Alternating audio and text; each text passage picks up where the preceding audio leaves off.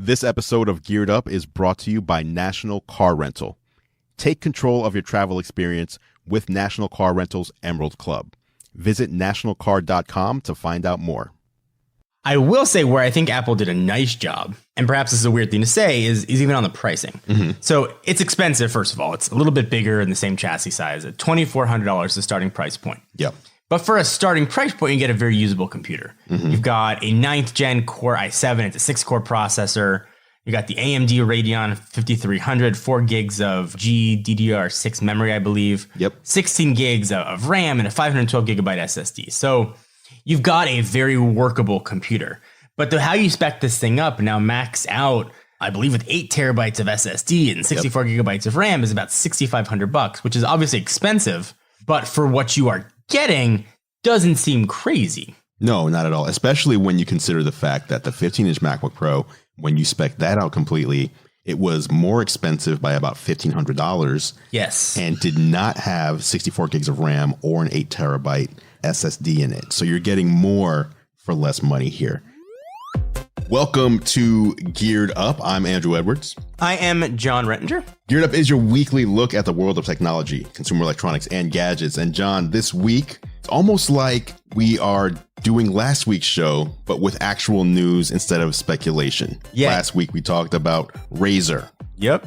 What's Tesla going to do? When are they going to announce this truck? Now we've got a little more solid news on that. The MacBook Pro 16-inch that we've been talking about, I think the last 4 episodes, is finally here. So this week, we're actually going to give people some news, more news and less speculation. It is a hot, saucy news week, and there's a lot to unpack and talk about. So yeah, let's start off with the RAZR phone. Were you at the event? I was not at the event. Despite it being in San Diego, I was not there. It's like right there. It's right by you. I mean, it's pretty close. I had some family stuff to take care of that night. Couldn't make it down to San Diego, but spoke to many people who have seen the phone, spoke to Motorola. I am super pumped about the reborn RAZR, but it's not perfect. Okay. Well, yeah, I don't think even the original one wasn't perfect, but were you around? I mean, you were around, but I don't think a lot of people, Yeah. We were around. I waited adults. in line. Oh, are you serious? Yeah, I waited in line in front of the Singular store. I actually waited in line with, believe it or not, Ryan Seacrest. What? When I lived in Los Angeles. Yeah. It's my fun RAZR story. He was in line with me to get the V3. I had the RAZR. I had the Crazer. RAZR 2. Wow. I mean, really kind of ran the gamut of those RAZR phones. Did you have the rocker? I did not have. Do you remember that one? Yeah, it was the iPod-y, iTunes-ish, weird Motorola before the iPhone came. The first iPhone, the first phone that lets you sync iTunes files to it. Okay, so you had the original RAZR. Yes. You were a RAZR guy. So back in those days, I very much wanted a RAZR. You didn't have one? No, I was on, I don't even know what year. I mean, this was before I was even doing anything in technology. So I think I was on Verizon. Oh, okay. And so, back then it was like you had to pick your carrier, and then each carrier almost had their own selection of devices. Yeah, it must have been a Singular exclusive at that point when it launched, right? I think it was. Yeah. So I just couldn't get it. And I had my old school candy bar, black and white screen, pulled the antenna out Motorola phone. I forget what like that one was even called. Like a chump, man. Yes, that's right. Like a walking chump. Around. So I can see why you're more excited about this than I am, because you were all in. I was all in. I got one. I got my dad one. He had a gray one. My wife had a pink one. A few generations later, but this is hilarious. This was a killer. Like, this was the hype phone before phones were hyped. Like, this now, correct me if I'm wrong. This was it. Back then, I mean, all phones seemed to have, at the end of the day, once you started using the actual device. Yeah. They were all fairly similar in having like a terrible web experience. Most of them experience. Yeah, most of them didn't even have a web experience. Right. They had the T9 keyboard. I mean, that was, there was no web to be had. You're lucky if they had a camera. Right. Oh, absolutely. So the RAZR was really all about the looks, right? It was all about like the form factor and not about like having a different software experience. Correct. So if you can back up and go through time, phones were, especially flip phones, were fat. They were not design focused. Candy bar phones were huge. This is back in like the Nokia days. where you could choose to buy a battery add-on that added a vibration motor. Like this was the old school days of phones. So you got a new manufacturer coming on that's putting a design first. It was crazy. It was razor thin. It had a crazy metal keyboard. It had a camera. It had a ridiculously silly UI, but who cared? All phones did back then was answer phone calls. That's really it. It was it. It was absolutely amazing. And what the original RAZR did was brought almost something special to an existing form factor. And if you look at what the new RAZR's doing, it's doing very much that same thing. It's bringing something new to an existing form factor. And I respect the heck out of Motorola for this, let's call it ambitious launch. Okay, so we gave everybody a little history lesson. Let's jump into 2019, the year that foldable phones became available to anyone who'd want to buy one. We now have the Motorola RAZR, although this is a 2020 product. It's coming early 2020. Verizon exclusive. We'll talk about that in a minute. But what we have here, for all intents and purposes, is a phone that, at least at first glance, looks like a foldable phone with a foldable display that will not have some of those issues that many people have had with the Galaxy Fold. Yes. So I guess for people that haven't seen it, it's a foldable phone. It's taking a vertical fold. So it's like taking a normal candy bar phone and folding it in half the short way. And then you kind of open it up into, a normal candy bar phone, close it into a flip phone style.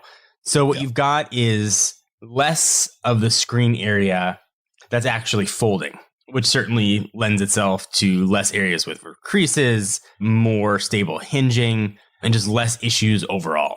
Yeah, and I'm looking at this, and it also seems like there's less area folding, but it's also, I don't know how you want to say it, like the actual fold itself, due to the way the hinge works, is less of an extreme fold, which also contributes to the lack of a crease. Like when it opens up flat, correct, it's almost like there's no crease at all. Correct. And I want to give a shout out to the folks at CNET. Jessica Delcourt actually had an exclusive with the phone, and she actually got to work with Motorola, sort of learn how that hinge works.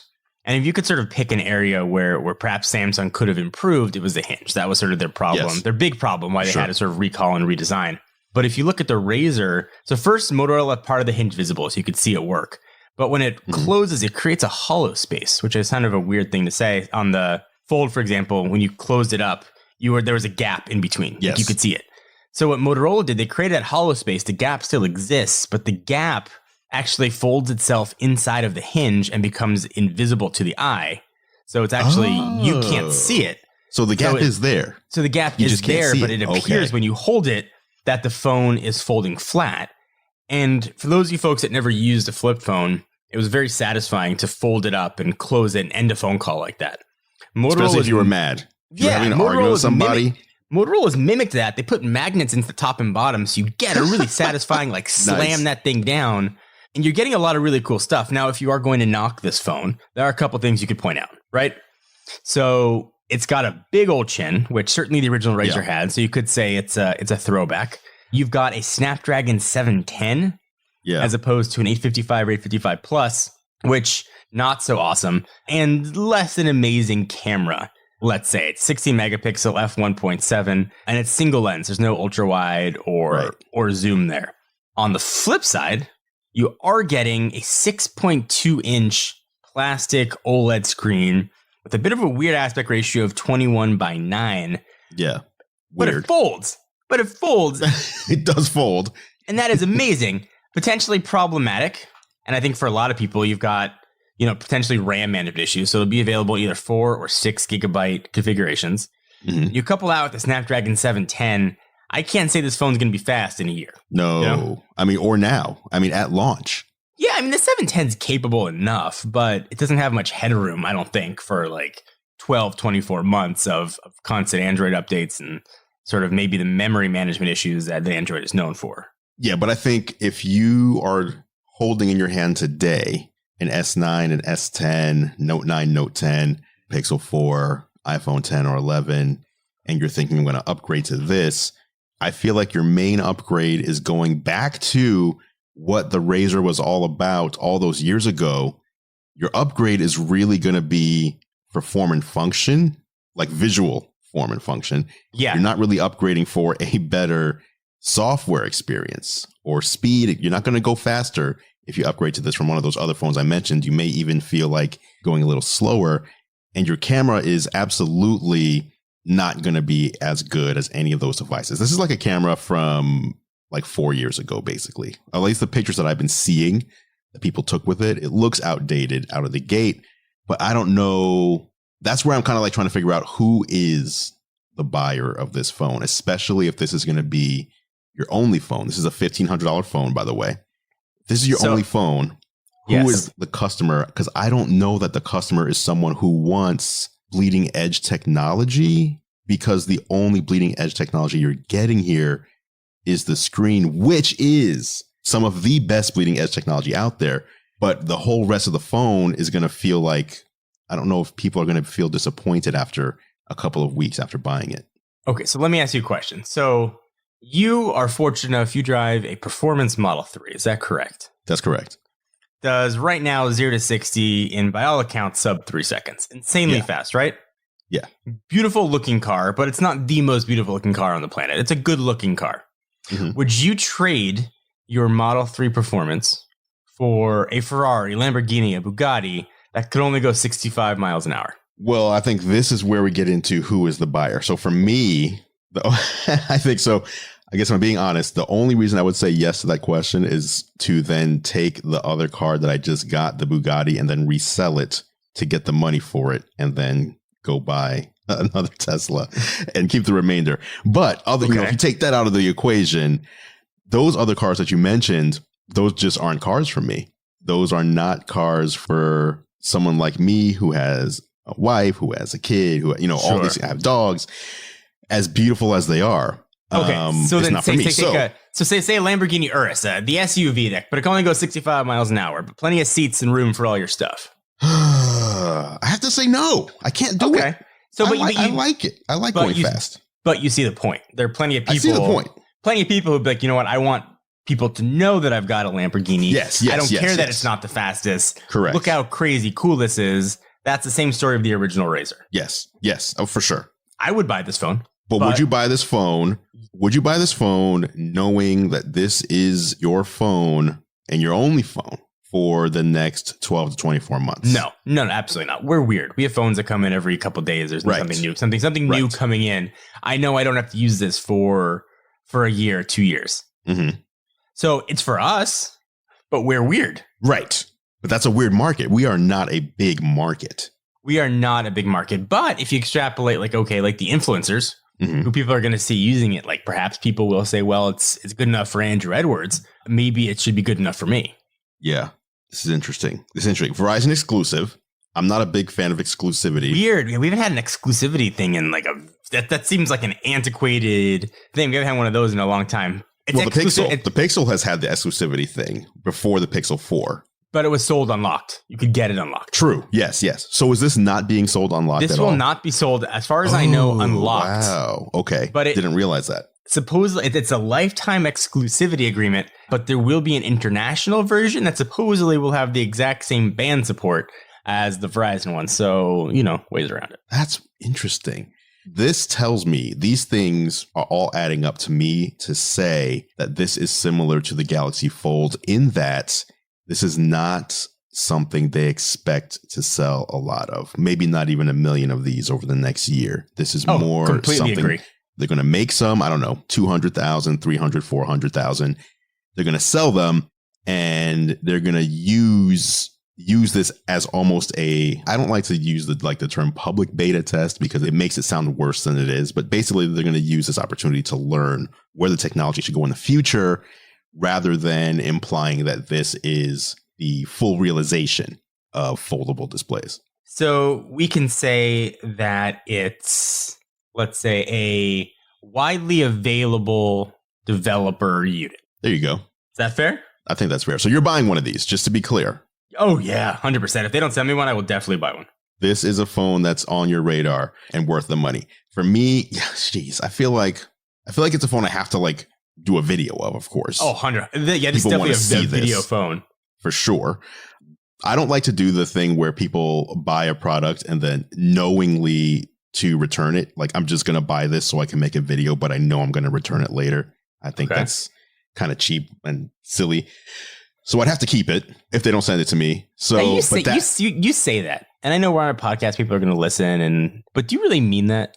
In all honesty, behind closed doors, which part? Do you mean the buy and return thing? Absolutely. I feel like if I were to buy something, knowing when I'm paying for it, knowing that I am going to return it. So it's different than if I buy something, try it out, and like, you know what, this isn't for me. Or sometimes what I do is I'll buy two of something, knowing I'm going to return one of them. Like, it'll have like different specs. So maybe I'll buy like a laptop with this processor and this much RAM and another one with a different processor and more RAM, just to see, can I get away with like doing my video editing on the lower end one, or do I need the higher end version? And if I need the higher end version, then I'll return the lower end one. And if the lower end works, I'll return the higher end one. But I plan on keeping one. I'm just trying out to see. I don't like when I see people, they'll go to the store, they'll go to Best Buy knowing I'm returning this in a week. I'm just buying this to make a video and then coming back here. Because I just feel like I'm just giving them more work. And I also feel like now they're going to have to resell this thing for, a discount, all because I wanted to make a video. I don't know. I feel like it's not cool. What do you think? Fair enough. You're there every week returning stuff, aren't you? I'm not there returning things every week, but I have done it. And I'm not proud of it. And I try to limit when I do it. I'm just being honest. It's easier for me to sit here and say, no, I don't do it. Of course. Honesty's the best. But what you just said, though, is that you're not proud of it. So that implies to me, and I think that's the same I feel. I feel like I wouldn't feel proud of it. And so when you attach that to it, it does, if you're not proud of it, then it does feel like there's a reason that you wouldn't feel like, oh, this is just cool. Absolutely. So for the RAZR, if they don't send me one, I have to purchase it. I have to. Yes, 100% agreed. But I would like to say for the record, and have this on the record, that if this was not my job, then damn it, I can't even say that because so I was going to say, if this wasn't my job, I would not buy one. But I'm someone who loves, just like you, like I love new technology so much that I can't imagine not buying this, but it is not something that I can see myself using as my primary device. It would just be more like to have as a toy. This is a phone that I cannot wait to get and then just like show people. Like, look at this. Look at the future. Right. Look how cool this is. Yeah. One thing that should also be stated, separate from the RAZR, the Huawei Mate X. Is it Mate X or Mate 10? I'm going X. Okay. Huawei Mate X just went on sale today in China. $2,400. Yes. This is the phone that has the outward fold. Instead of folding inward like a book, it folds the other way. I don't know how to really explain that. The opposite of the Galaxy Fold. Yes. So when you fold it, the screen is on the outside instead of on the inside. $2,400. Question for you. If someone said, hey, well, I guess no one has to do this. I guess you could just do this if you wanted to. Are you going to go on eBay and import this phone for $2,400? I am not. Why are you? How do I want to say this? Just say it. No, we're just friends here. Oh, no. It's not that I have to think about how to say it. It's just like, how do I say this and come across properly to be understood? So you were very excited about the Fold. You were very excited about the RAZR. You want them both. Why not the Mate X? I think maybe it's because I saw the Fold at a press event. I got to hold it. I've spoken to people who have held the RAZR, and I've got nostalgic feelings for the RAZR. I don't know anybody that's held the Huawei. Okay. And maybe I haven't been able to share in that excitement that others have had with it. Okay. So it's more about what you've heard and the tangible experiences and less of watching a video or looking at pictures and saying, oh, that's cool, I want it. Correct. What about you? Are you going to import one? I don't think so. I mean, $2,400. Oh my God, dude. Like, that's a lot of money, especially with like new MacBook Pros and like a bunch of other stuff coming out right now. Like, that's a lot of money. I mean, even when you look at the Galaxy Fold, which was $1,920, so basically $2,000, this is even more than that. And that phone was crazy. Like, this is laptop levels. I'm looking at which we will talk about, the new 16-inch MacBook Pros. The base is $2,399. This is $1 more than that. Yeah. So, yeah, I don't know.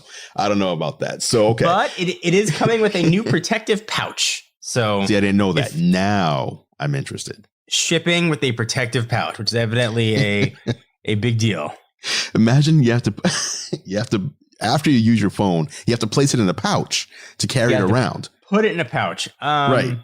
Like a kangaroo. I feel like I would be so terrified to breaking this just with the screen on the outside. Yeah. You're just going to throw this in your back pocket. No. This isn't even like a throw in your pocket thing. This is like open it up, use it, fold it back up, put it in its pouch, put it in a bag, then put that bag in another bag, and then you handcuff that bag to your wrist. That's it. That's it, dude. The pouch puts it over. Yeah. Okay. So obviously the RAZR does not come out until 2020. So we can't give any real feedback on this device as far as hands-on until. But so I think that we kind of can, and I want to give Motorola credit. So this device isn't coming out until 2020, and right now we're midway through November, so it's not that far away. But they were letting people hold this, handle it, use it, film it. As opposed to, like when Huawei first announced the Mate X, you couldn't even see it. Galaxy Fold, when it was announced, it was sort of pulled out of a coat pocket and put back away. Motorola's like, here, play with this. This is a real thing. And that got me excited too. Plus, I think it's a cool comeback story. Oh, I think so too. And what I meant was you and I, like at this point, you and I are not going to have hands on. So it'll be a while before we give our impressions on Geared Up. One other thing on the RAZR that I assume when you saw it, you loved it. There's a mode that you can put the phone in that makes it look exactly like the old RAZR. So it takes the entire length of the display and mimics the look of the original RAZR. Yes, I love that so much. I thought that was such a cool Easter egg that Motorola did. I just thought it was very, very cool. All right, let's move on to the next topic. I know another one you're excited about, especially because 2 weeks ago you were saying either going to be probably for your next car. This is the saga that we follow every week. The update. It is indeed a saga. So you were saying your next car is either going to be a Model 3 or for some crazy reason, midlife crisis, whatever you want to call it, you were looking at a straight up pickup truck. And you were enamored. A straight up pickup truck. Yeah. That's right. And now we have finally a date. November 21st. I'm still waiting for my invite, Elon. I don't know what's up, but Tesla will be unveiling officially their pickup truck. The Cybertruck. The Cybertruck. Which it appears is going to be the actual name of the truck. What? Yeah. Yeah, they trademarked Cybertruck. Was it? Let me tell you how they're spelling vowels, it here. Right? It's CYBRTRK or something like that? Something like that, yes. Are you excited about this one? I went from having really no electric pickup trucks to within presumably the next couple of years, Rivian coming out with their RT1, Tesla's probably bizarre looking Cybertruck, Ford's got electric F-150. I am hyped. And if I do get my Model 3, it's only on a 2-year lease, which will coincide with when the Rivian will be widely available and presumably when this Tesla truck is out. So I'm going to get the best of both worlds. I'm going to get my truck on so I can haul probably paper towels from Costco, but also drive electric and go 0 to 60 in like 3 seconds. So I think everything's coming out, John, when it comes to electric cars. And unlike you, and this is to rub it in a little bit, I will be at the event. Thanks a lot. I think it'll be a historic event, and anybody who's not there will be left out of the annals of history. Wow. Wow. Just kidding. It's in LA, so I'm pretty stoked to go see it, and I'll have a video of it up. I actually did a video giving predictions for it, and it appears my predictions were perhaps right and perhaps wrong, but I do have something that I think is going to make this truck unique, aside from just looking super bizarre. Okay, so we're going to leave a link to your video in the show notes. We will. But tell me what you mean by I think I was correct, but also incorrect. So here's what I'm going to think. So by all accounts, this truck has a very weird rakish front end. Rakish? Elon's is like, it's very like angular. Okay.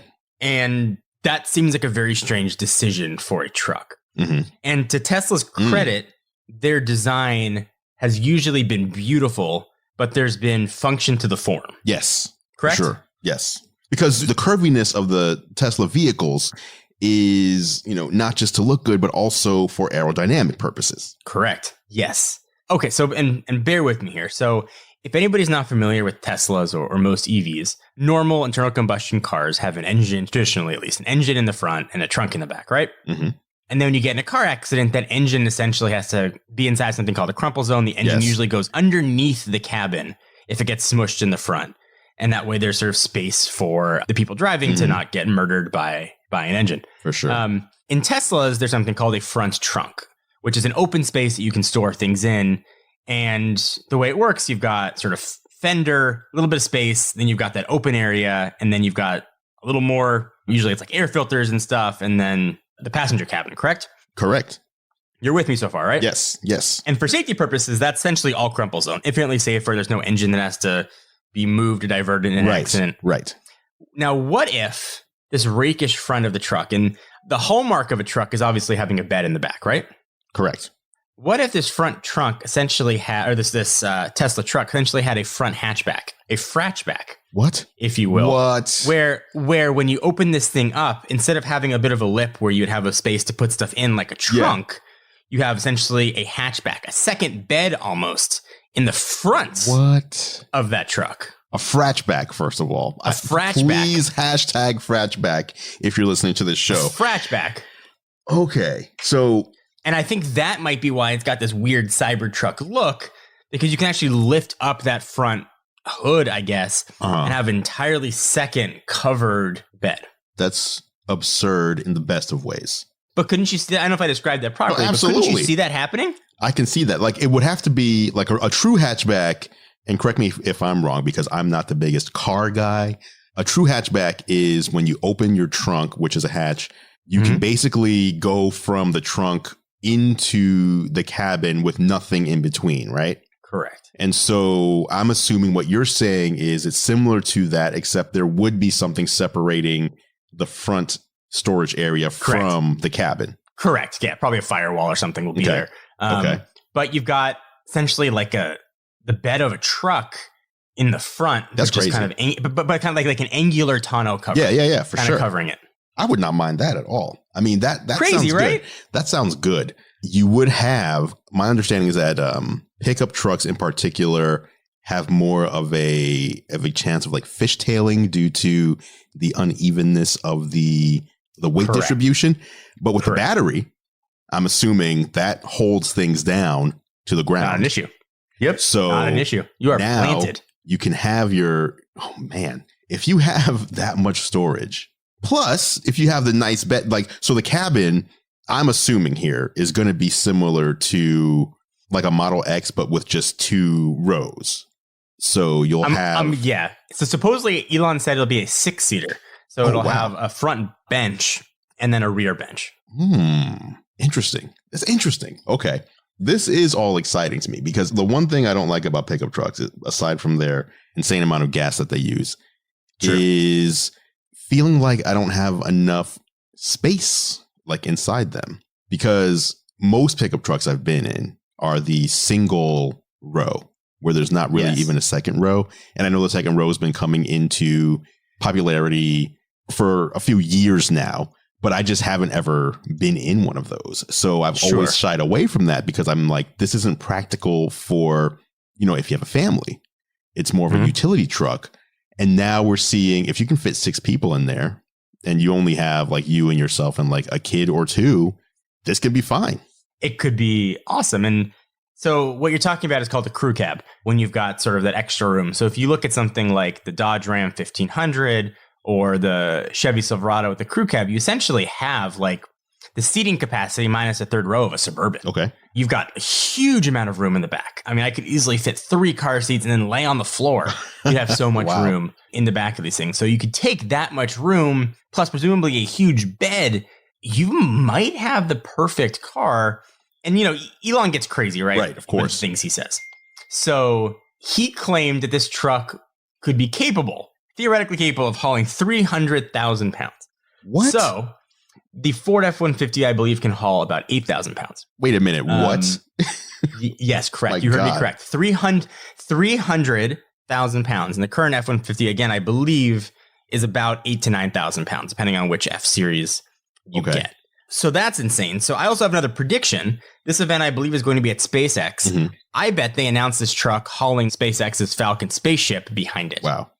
I'm all full of predictions here. No, and jeez. And because I did my homework before our podcast, people who are maybe listening outside of the US are wondering why Americans care about pickup trucks. Do you know what the number one selling automobile in America is for the past 35 years? I absolutely do, because it surprised me when I learned it. It is the Ford F-150 pickup truck. It is a Ford F-150. There's an F-Series truck that is being sold every 30 seconds in America. And numbers two and three, depending on the year, Chevy Silverado and Dodge Ram. Also pickup trucks. Just also for those pickup trucks.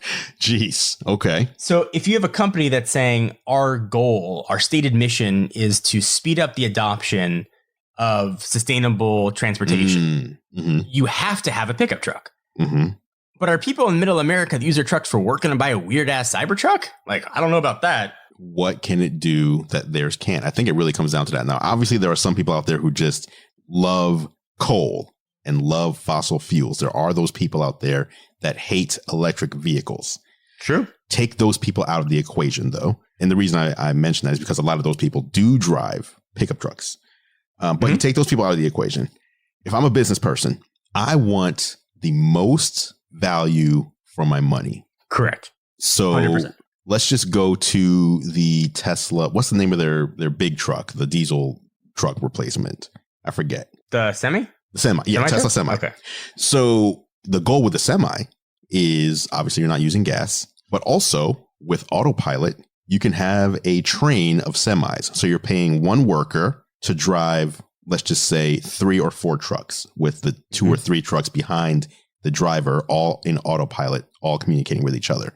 Presumably. So the best case scenario. Yeah.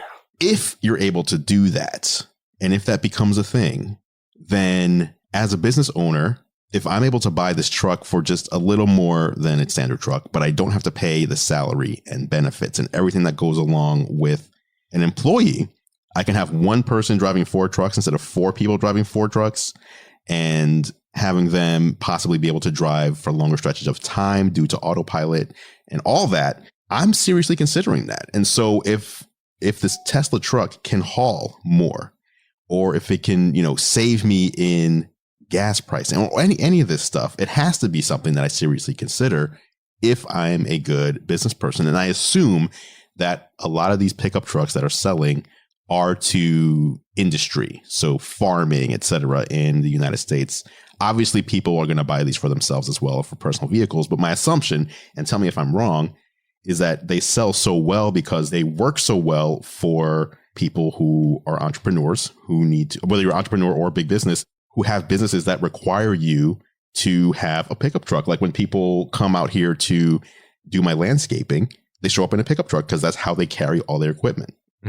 So I don't know. I think if you're a clear-minded business person, it has to be something that you're going to consider. And I would assume Tesla, like you did before the podcast, Tesla has done their homework and said, you know what? Here are the pain points for business owners. Here are the pain points for people who buy pickup trucks. Why do they buy them? How can they be made better in a way that we can do that no one else can do? And if they have a story to tell like that, I don't know, man, game over. I agree. And if you look at the pain points of trucks, what you said very eloquently.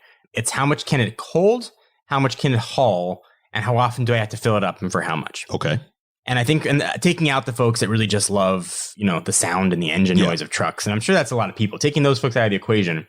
If you say, okay, the average truck can haul or can tow, let's say 8,000 pounds, even 10,000 pounds on the high end, if you want to go for like a 250 or F350. Okay. And now you've got a truck that Elon's claiming can haul 300,000. Obviously, that's insane, and it would rip the car apart to do that. But let's even say 10% of that. Yeah. 30,000. Right. That's essentially 3 times the hauling capacity of a regular truck. And beyond that, due to the nature of a truck, you can have huge potential batteries underneath the bed. And he's claimed a starting price of around $50,000. So assuming that, that goes up to 60 or 70. But because I've looked at a lot of trucks, if I look at a Dodge Ram Limited 1500 fully loaded or an F-150 Raptor pretty fully loaded, you're looking at around $70,000 for a truck. Okay. So if you compare $70,000 to $70,000, you're probably getting one of the bigger battery packs, probably getting about 350 miles of range. Plus you can tow 30,000 pounds. This is an insane amount. And beyond that, you've got access to supercharger networks. You can charge it at home. You're not putting out that crazy amount of money for gas. That's an appealing proposition. I just hope it doesn't look so damn ugly. Yeah, hopefully it looks good, but the price right there that you mentioned. Like, that is so surprising. Like, matching the pricing of similar vehicles is not typically what I think of when I think of Tesla, especially like non-Model 3 vehicles. So the price seems like it's going to be right, man. I'm excited to see what they have to show us next week. I'm stoked too. On our next podcast, we can talk about it. Yes. I'll have seen it, and we can share some opinions on if we were right or wrong. Okay. And I do not want to be left out of the annals of history. So I am continuing to see how I can make my way, finagle my way into this event. So hopefully I'm standing beside you when all goes down. We'll see. Listen, I would love that. And drinks on me. Nice. All right. Coming up next after the break, we'll be taking a look at the long awaited, and it's finally here, 16-inch MacBook Pro. That's coming up next on Geared Up. Big thank you to National Car Rental for sponsoring this week's episode of Geared Up. Travel tech can make you a master road warrior. You know what else puts you in control of your business trip? National Car Rental's Emerald Club. You can bypass the counter, choose any car on the aisle, and go. It feels good to be in the driver's seat, doesn't it? Go national, go like a pro. Subject to availability and other restrictions. Welcome back to Geared Up, brought to you by National Car Rental. I'm Andrew Edwards, and it is now time for the National Car Rental story of the week. As you know, Geared Up is sponsored by National Car Rental. And if you don't know, I also do a show with National Car Rental on YouTube called Technically Speaking, where I bring you the latest, my picks for the best tech for business travel. Whether you're business traveling or even whether you're going for leisure travel, there's a lot of tech out there that can make your travel more efficient or even more fun. You can check these episodes out at the nationalcar.com control center or go to youtube.com/nationalcarrent. The latest tech puts you in the driver's seat. National Car Rental's Emerald Club will keep you there. And once again, big thank you to National Car Rental for sponsoring Geared Up. All right, John, it's finally here. We've been talking about this. We've been waiting with bated breath. We suffered for 3 years with butterfly switch keyboards, and seemingly Apple has heard us, and they've given us what seems to be a mea culpa. The 16-inch MacBook Pro was announced a couple of days ago, starting to arrive in people's hands today. And for all intents and purposes, for everything that I'm seeing here, Apple has not only addressed the concerns, many concerns people had with the previous model, but they've also improved it in ways that no one even expected them to. So let's run down the list here. MacBook Pro. First of all, when it was announced, how excited were you? So first I want to ask, how bated was your breath?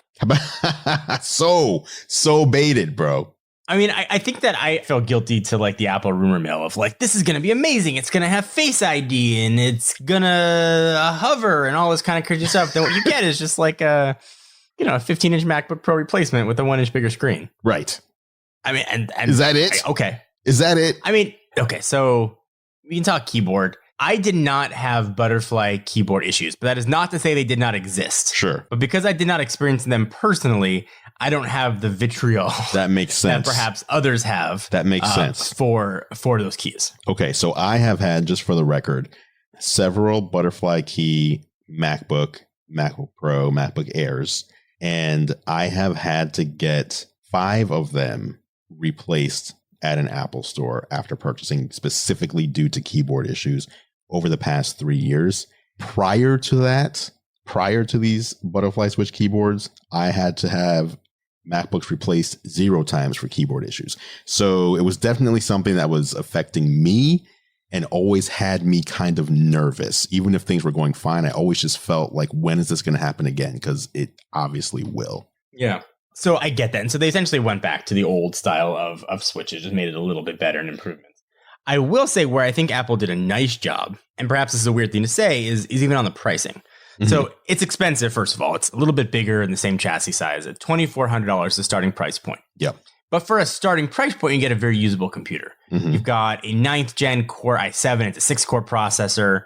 You got the AMD Radeon 5300, 4 gigs of GDDR6 memory, I believe. Yep. 16 gigs of RAM and a 512 gigabyte SSD. So you've got a very workable computer.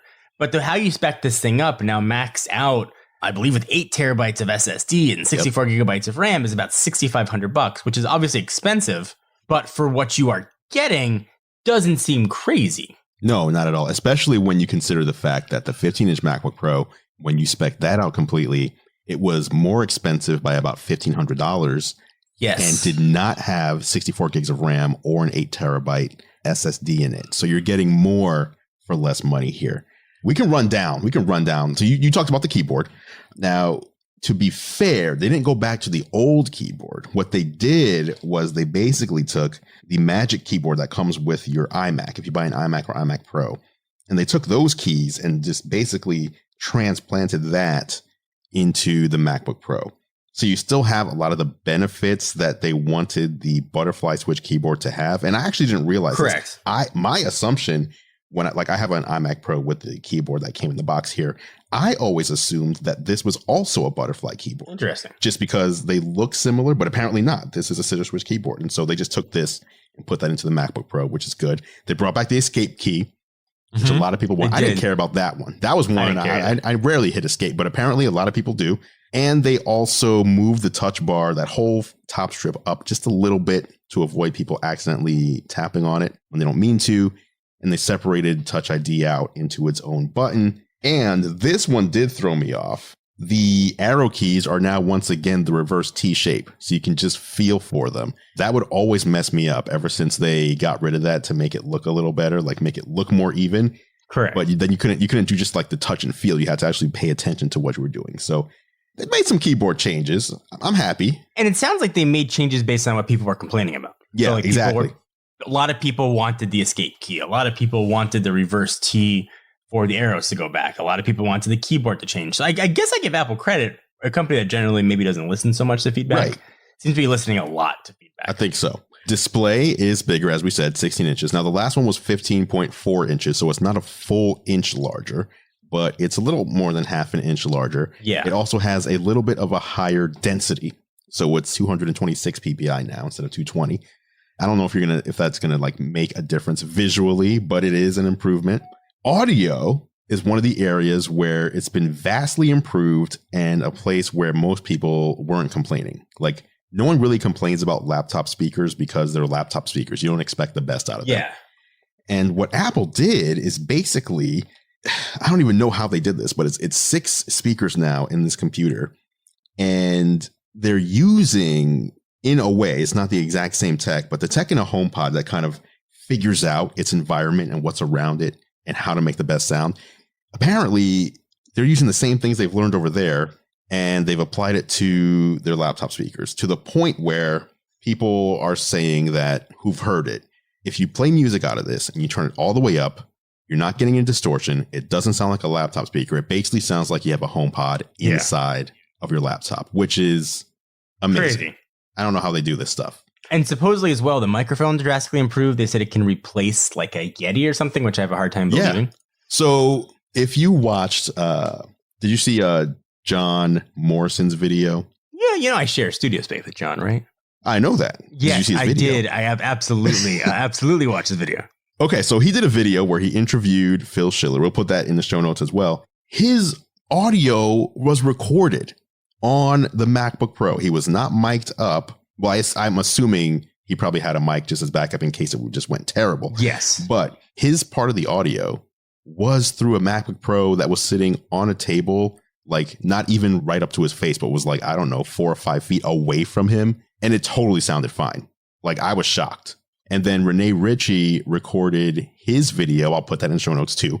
Why not? His video on the new MacBook Pro was recorded entirely on the built-in mics as well. Mm-hmm. Sounded totally fine. Like, it didn't sound any different than any of his other videos. I was shocked. Yeah, it's very impressive. And for somebody who's a perfectionist when it comes to audio, like John, he's somebody that I really respect a lot when it comes to audio. Yep. I'm not a sound guy, so I don't hear the things that his ears hear. Mm-hmm.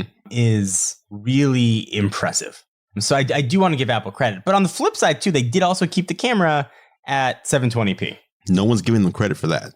No. And I'm curious, like, is it just, so when I look at like my iPhone or an iPad or whatever, not only do you have the thickness of the body, but then you have an additional camera bump on there. Yes. Because they have these great cameras. So they can't. So when you look at the thinness of the front display glass to the back of the display casing, whatever you want to call it, on the MacBook Pro, it's so thin. Is that why we're not getting an improved camera here? And is it because other laptops are thicker? Would you want them to make it thicker too? I mean, I know it sucks to have a 720p camera, but I also know that the last time I've used a camera on my laptop was probably like 3 years ago. I mean, I'm okay making things thicker in general, so it gives it better battery life and overall better specs. Yeah. I'm okay with like carrying a couple thick boys around. So yeah, I think especially when it comes to Apple's way they like to brag about specs and camera and such, I do think it is like a big pain point with them.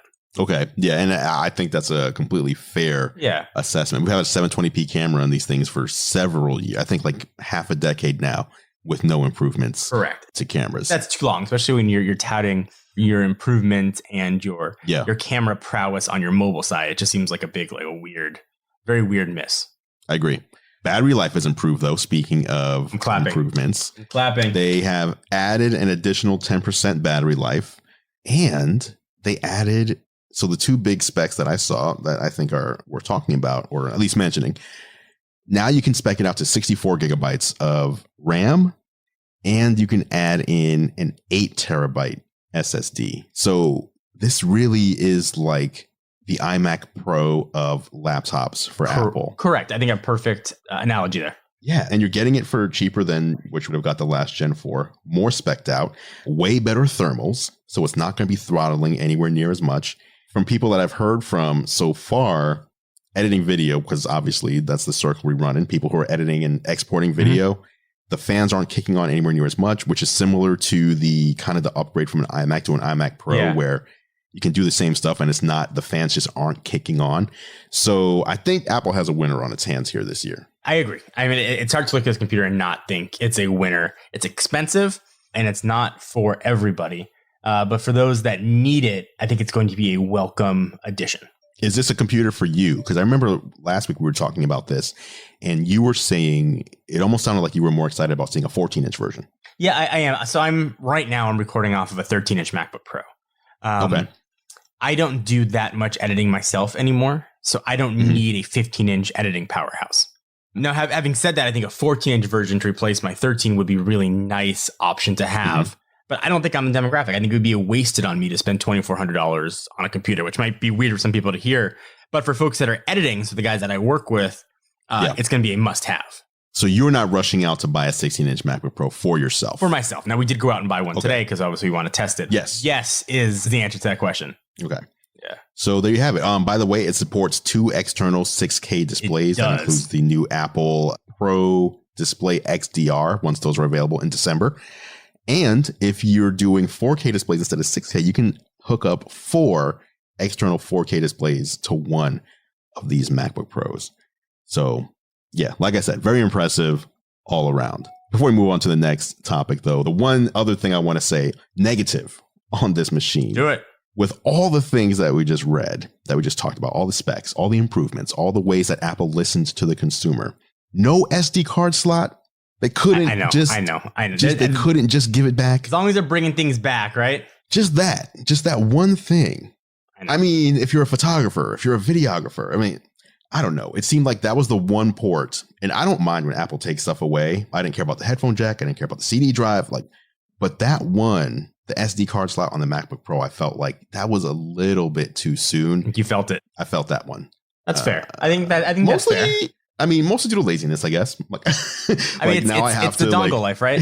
Right. You have to grab your dongle, or you have to grab a USB-C cord and put it into the camera and put the camera into the computer directly instead of just taking the card out and slapping it in the computer. Whatever. Anyway, 16-inch MacBook Pro available right now. All right, let's move on to the last topic before we get out of here. Okay.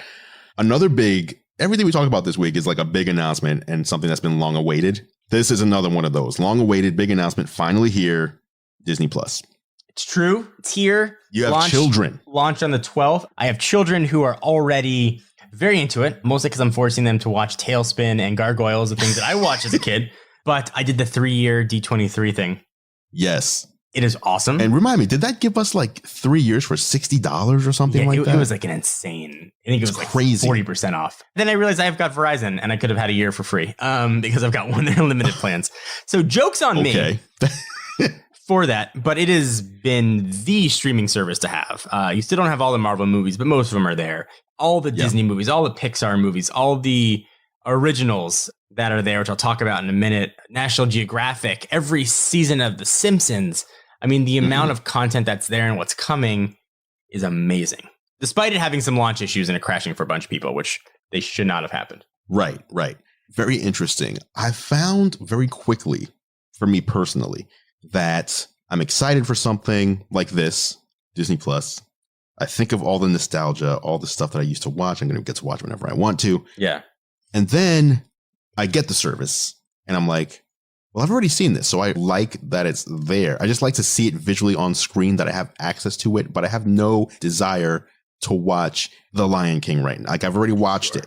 So I've quickly find that I actually am more about, on any streaming service, more about the originals. Let me see the new stuff, like The Mandalorian, for example. So I feel like Disney Plus is kind of lacking on day one with original content. So I don't disagree with that. The nice thing, though, about the old stuff, though, is you can download it.